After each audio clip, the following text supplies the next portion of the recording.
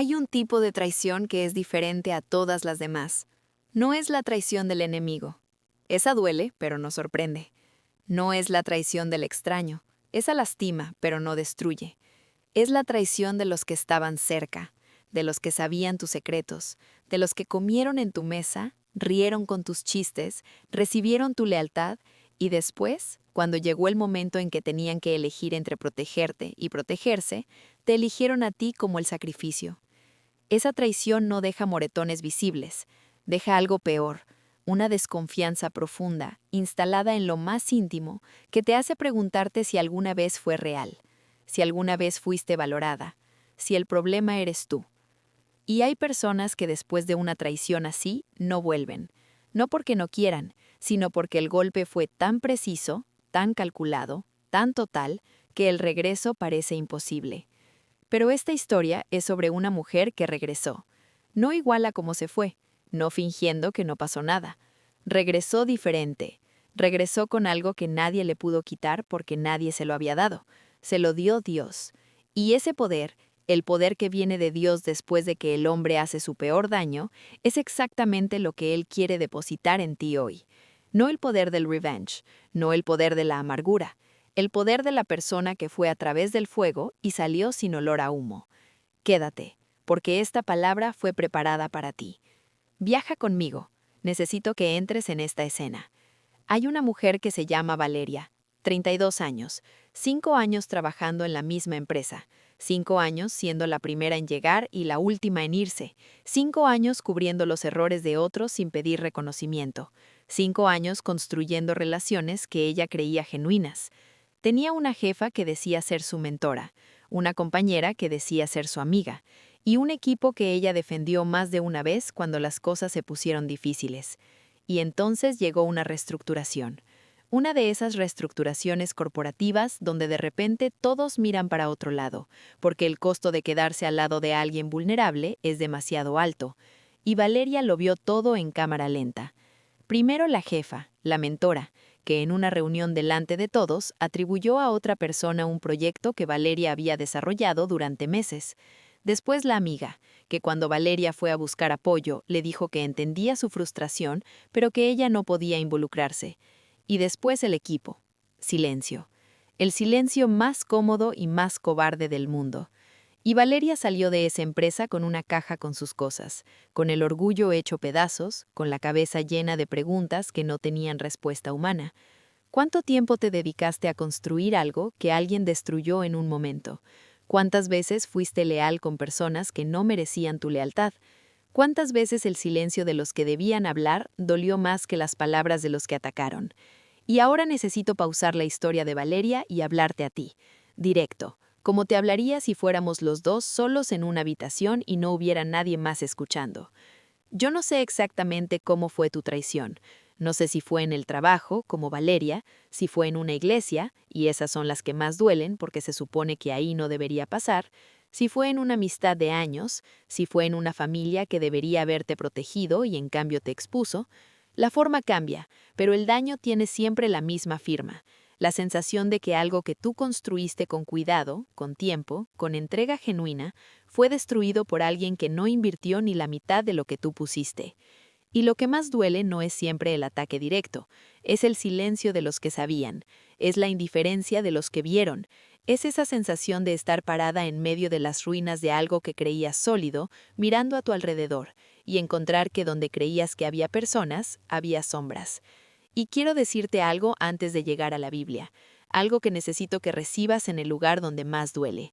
El hecho de que te traicionaron no dice nada sobre tu valor, dice todo sobre el carácter de quien traicionó. Y Dios, el Dios que vio cada momento de esa traición, que contó cada lágrima, que registró cada silencio cobarde, Dios tiene una respuesta, no una respuesta de consuelo barato, una respuesta de poder real. El texto que va a sostener todo este mensaje está en el libro de Ruth. Pero esta vez no vamos a Ruth, vamos a ir a José. Génesis capítulos 37 al 50.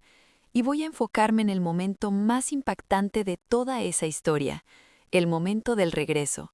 Pero primero el contexto, porque el contexto hace que el regreso sea posible. José fue traicionado por sus hermanos. las personas más cercanas que tenía en el mundo. Lo vendieron como esclavo, mintieron a su padre diciendo que había muerto, borraron su existencia de la familia como si nunca hubiera pertenecido. Y José llegó a Egipto sin nada, sin familia, sin identidad reconocida, sin recursos, sin nadie. Después fue acusado falsamente por la esposa de Potifar y terminó en la cárcel, traicionado 2 veces, por los suyos y por el sistema. Y en la cárcel ayudó al copero del faraón, y el copero, cuando salió, se olvidó de él durante 2 años, traicionado 3 veces. Y sin embargo, y aquí está el texto que quiero que recibas, en Génesis 50, versículo 20, José le dice a sus hermanos algo que es quizás la declaración más poderosa sobre la traición y la redención de toda la Biblia. Vosotros pensasteis hacerme mal, mas Dios lo encaminó a bien, para hacer lo que vemos hoy, para mantener en vida a mucho pueblo. Ellos pensaron, Dios encaminó, 2 intenciones sobre la misma situación. Una quería destruir, la otra estaba construyendo, y ganó la de Dios. Quiero que te detengas en esa frase porque tiene capas que no se pueden pasar rápido. Vosotros pensasteis hacerme mal. José no niega lo que pasó, no dice, en realidad no fue para tanto, o quizás malentendí sus intenciones. No, fue intencional, fue premeditado, fue mal, y él lo llama mal, porque la gracia de Dios no requiere que minimices lo que te hicieron. No tienes que reducir el daño para poder sanar. No tienes que decir que estuvo bien lo que estuvo mal para poder avanzar. José miró a sus hermanos, los mismos que lo vendieron, que lo borraron, que destruyeron años de su vida, y les dijo la verdad. Pensaron hacerme mal. Y luego viene la segunda parte, que es donde está el poder. Mas Dios lo encaminó a bien. La misma situación, el mismo dolor, las mismas decisiones maliciosas de otras personas. Pero sobre todo eso, sobre la traición humana, sobre el abuso de poder, sobre los años perdidos en una cárcel injusta, Dios estaba trazando una línea diferente. Una línea que no cancelaba el dolor, pero que lo redirigía hacia un propósito que los traidores nunca pudieron imaginar. Y aquí está la verdad que necesito que entiendas. Los que te traicionaron pensaron que tenían la última palabra sobre tu historia. No la tienen. Nunca la tuvieron. La última palabra en tu historia la tiene el mismo Dios que tuvo la última palabra en la de José. Quiero abrir una ventana y llevarte a otro texto. Nehemías capítulo 4, versículos 1 al 14. Nehemías tenía una misión: reconstruir los muros de Jerusalén que habían sido destruidos. Y mientras construía, había personas, Sanbalat y Tobías, que hacían todo lo posible para detenerlo. Se burlaban, amenazaban, conspiraban, enviaban mensajes falsos, creaban miedo. Era una oposición organizada, sistemática, diseñada para hacer que Nehemías abandonara la obra. Y Nehemías respondió con algo que me parece uno de los modelos más poderosos de la Biblia para alguien que está siendo atacado mientras reconstruye su vida. Primero, oró. Nehemías 4:9 dice, «Oramos a nuestro Dios, y por causa de ellos pusimos guarda contra ellos de día y de noche». Oración y acción al mismo tiempo. No uno o el otro, los dos juntos. Y segundo, cuando el miedo empezó a instalarse entre los constructores, Nehemías se paró delante de ellos y dijo algo que quiero que recibas hoy. «No temáis delante de ellos, acordaos del Señor, grande y temible, y pelead por vuestros hermanos, por vuestros hijos y por vuestras hijas, por vuestras mujeres y por vuestras casas». Sigue construyendo, con una mano en la espada y la otra en el ladrillo, porque lo que Dios te llamó a construir no se detiene por la oposición de los que quieren verte parado. Cierro la ventana, y que digo, Valeria y tú tienen que seguir construyendo, aunque los que traicionaron estén mirando, especialmente si están mirando.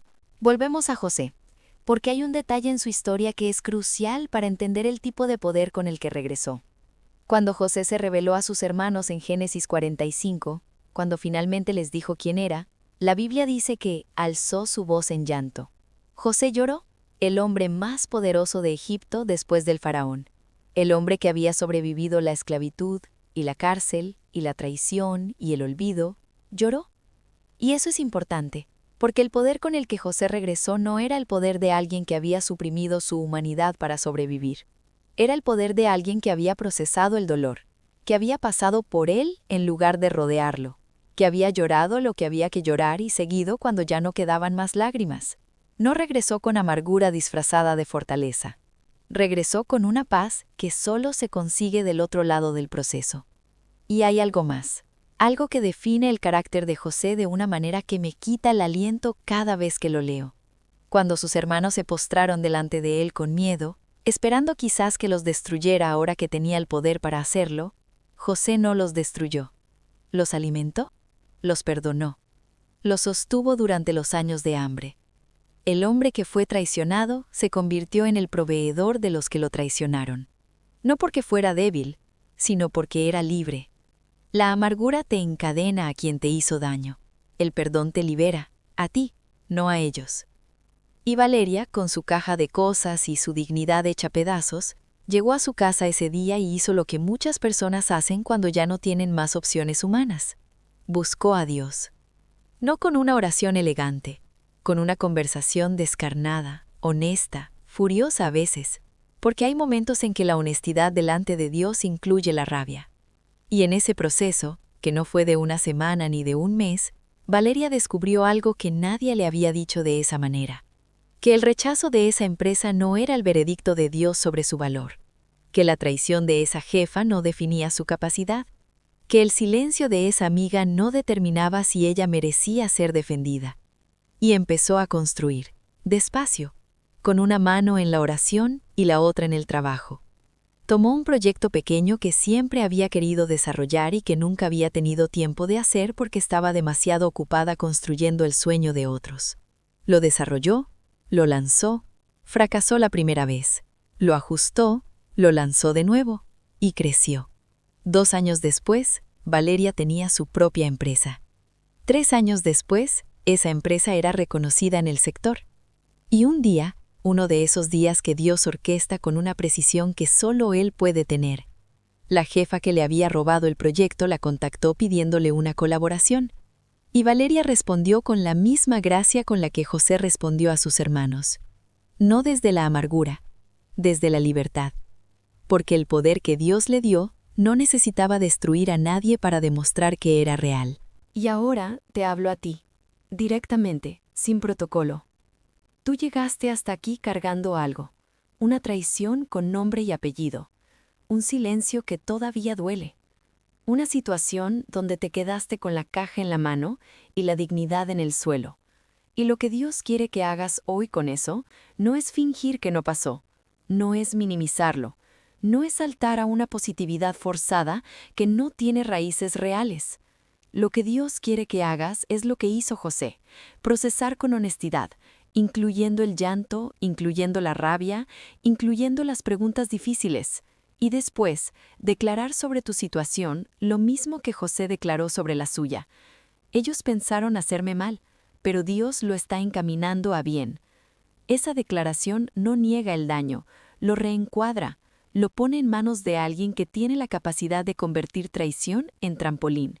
Y después, construye, con una mano en la oración y la otra en el trabajo, sin esperar que los que te traicionaron te pidan perdón para poder avanzar.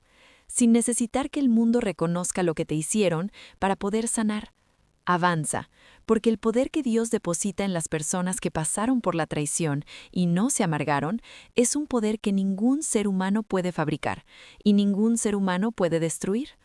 Ahora te pido, si esta palabra habló a tu situación hoy, dale like a este video ahora mismo, para que llegue a otra Valeria que hoy está en su casa con su caja de cosas y no sabe que esto es el comienzo y no el fin. Suscríbete al canal porque cada semana hay una palabra preparada para las historias reales. Y escribe en los comentarios, lo que pensaron para mal, Dios lo encaminó a bien, si hoy decidiste creer que la traición no tiene la última palabra en tu historia. Vamos a orar, y quiero que hagas esto conmigo ahora mismo. Pon tu mano en el pecho, donde estés, como estés, porque esta oración no necesita condiciones perfectas, necesita un corazón honesto, y tú lo tienes.